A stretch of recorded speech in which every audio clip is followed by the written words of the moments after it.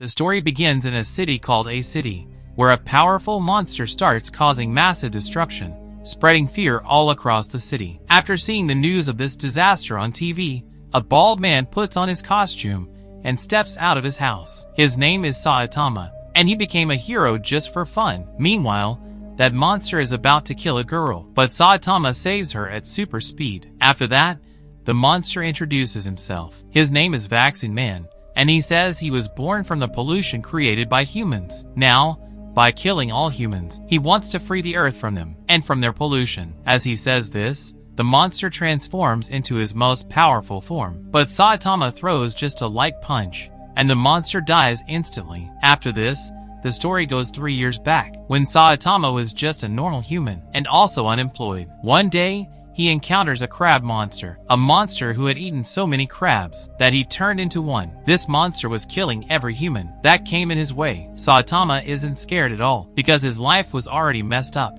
and no one was giving him a job anyway. Hearing this, the crab man actually feels pity for Saitama and lets him go because he was out hunting a kid with a big chin. After moving a little further, Saitama finds that same kid, the one who had drawn an ugly picture, on the crabman's chest while he was sleeping. That's why the monster was searching for him. Soon, the crab monster reaches the kid and tries to kill him, but Saitama, being a good person, steps in and saves the child. After that, Saitama gets beaten badly, but he doesn't give up and somehow manages to defeat the monster. Using his tie, he pulls out the monster's eye, and that's how the crab monster dies. From that day onward, Saitama trained himself so intensely that he became incredibly powerful, but in the process, he lost all his hair. Now, no villain can stand in front of Saitama, and because of that, he has started to feel bored, since there isn't a single villain who is on his level anymore. So fighting just isn't fun for him. At that time,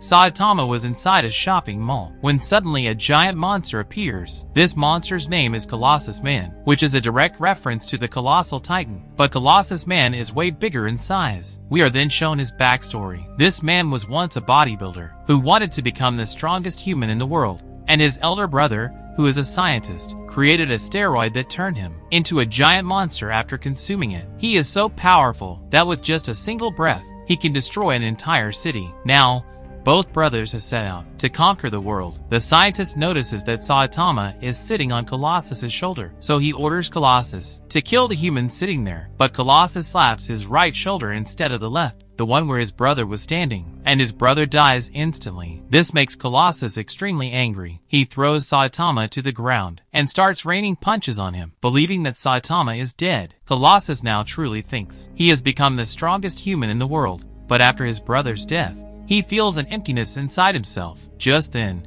Saitama comes flying back toward Colossus and defeats him with a single punch. Now, because of being this powerful, Saitama doesn't feel anything anymore. Happiness, sadness, fear, anger, nothing, not even a single scratch, appears on his body anymore. Now, Saitama lives alone in his city, City Z, because everyone else has fled the area out of fear of monsters. The next morning, some monsters emerge from underground. They are called the Subterraneans because their population had increased so much, it became impossible for them to keep living underground. So they came up to the surface, and they had already wiped out 70% of Earth's humans. Hearing this, Saitama is shocked because for the first time, he feels like these monsters are actually on his level and can hurt him. With great difficulty, Saitama defeats all of them, and for the first time in a long while, he feels truly happy. In the end, the Subterranean King comes out to fight Saitama, but then it turns out that Saitama had been dreaming this whole time. After that,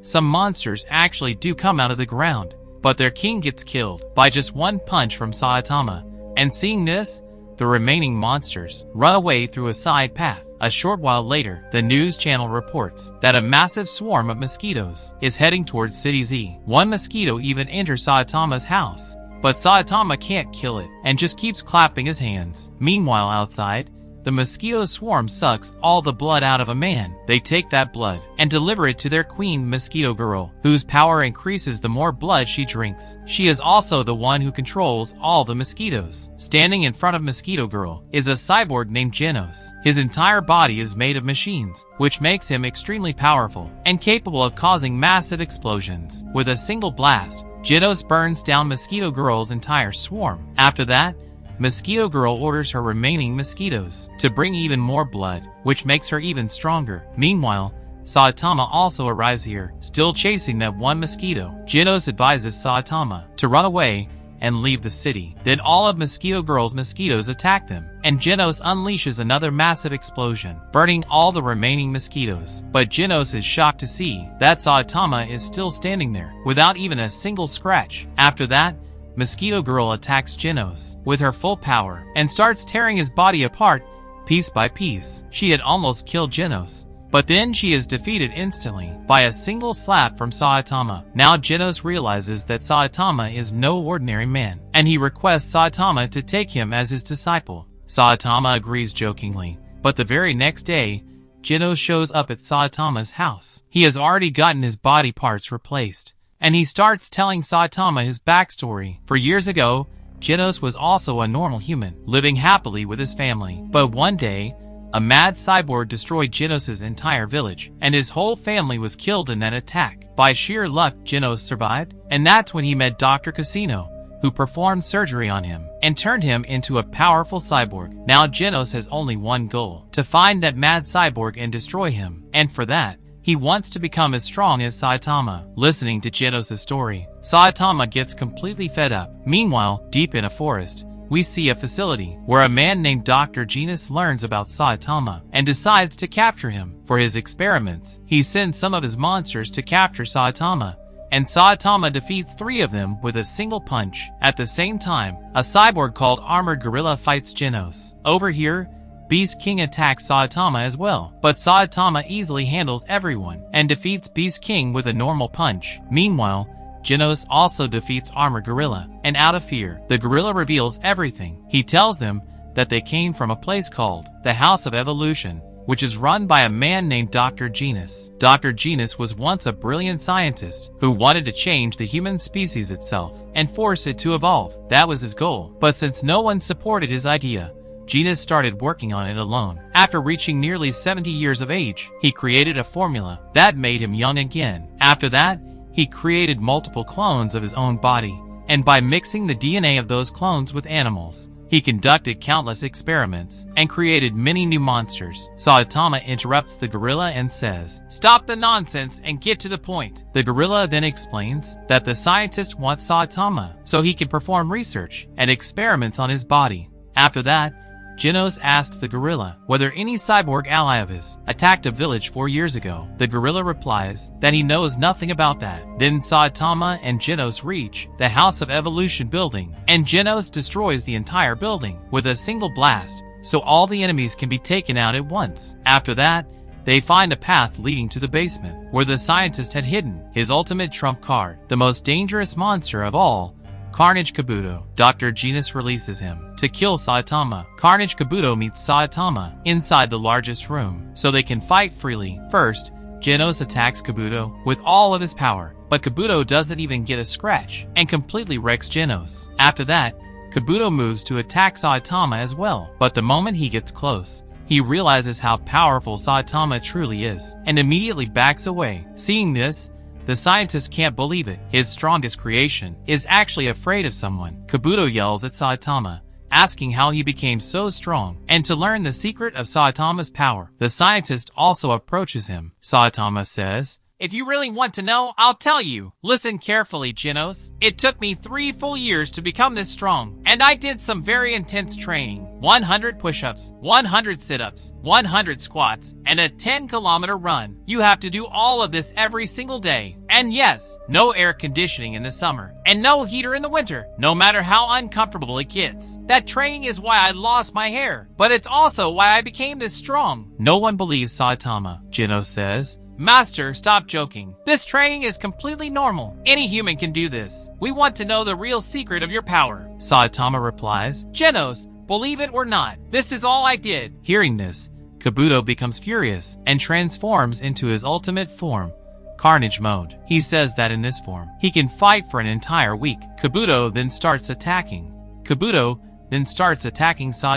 Saitama thinks to himself, "I can't fight this guy for a whole week because today is Saturday and there's a sale at the supermarket." Saying this, Saitama punches Kabuto once, and Kabuto is completely blown apart. After that, Saitama and Genos rush off to buy groceries during the sale. Seeing all of this, the scientist decides to stop his experiments. He realizes that if someone truly needs to change, it's himself. After this, we are introduced to a thug named Hammerhead and his gang. Hammerhead wanted a world where only those people work who actually want to work, and people like him, the unemployed, get paid salaries while sitting at home. But no one takes his ideas seriously, so Hammerhead and his gang go to rob the richest man in the town, and they reach his building and bring the entire building down with a single punch. The whole gang is wearing stolen battle suits, which have made them extremely powerful. But Hammerhead then realizes that they destroyed the wrong building, and the rich man's actual house is a little further ahead. Meanwhile,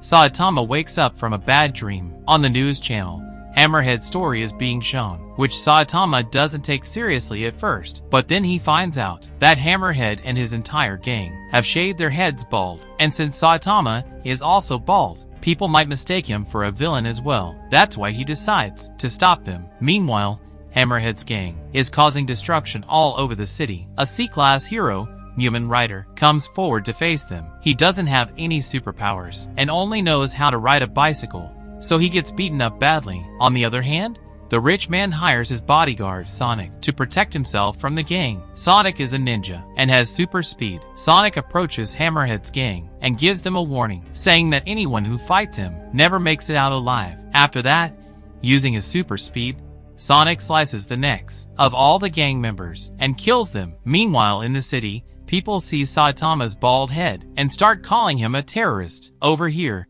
Sonic also stabs a knife into Hammerhead's head, but Hammerhead still manages to survive and escapes. The reason he survives is because his head is much thicker than that of a normal human. While running away, Hammerhead runs into Saitama, who had also come there to stop him. Hammerhead attacks Saitama with the full power of his suit, but Saitama doesn't even get a scratch. With just a light elbow strike, Saitama completely destroys Hammerhead's entire suit. However, Saitama doesn't kill him because he feels pity for Hammerhead. Hammerhead promises that he won't do anything wrong again and runs away completely naked. A short while later, Sonic also runs into Saitama. Seeing Saitama's bald head, Sonic assumes that Saitama is also a member of Hammerhead's gang. Saitama tries to explain that he's a hero, not a villain, but Sonic doesn't believe him because he has never heard of a hero named Saitama. Sonic attacks Saitama with his full speed, but Saitama easily dodges all his attacks. By accident,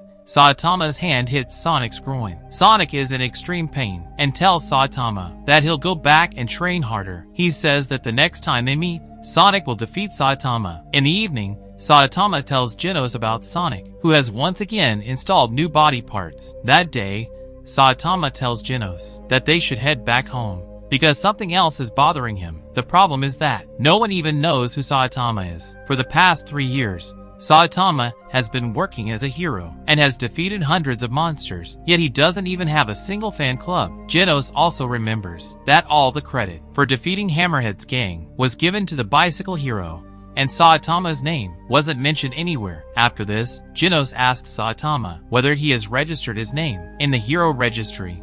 That's when Saitama learns about the hero registry, which anyone can join. To become a professional hero, all they have to do is pass a hero test, and after that, they receive a salary based on their rank, funded by donations from around the world. Saitama had no idea about this association. He tells Genos that they'll both register together, and after that, Saitama will officially take Genos as his disciple. Meanwhile, Hammerhead is attacked and seemingly killed by 2 cyborgs. These are the same ones from whom Hammerhead had stolen the battle suits, but after they leave, it's revealed that Hammerhead has survived once again, all thanks to his thick head. He thanks his mom for it. So with that, this video comes to an end right here. In the next part, we'll find out how Saitama enters the Hero Association and whether he will be able to pass the test or not. To find out, make sure to watch the next part of this video. That's all for today's video. I'll see you again in another upcoming video. Until then, you can check out the other videos on our channel.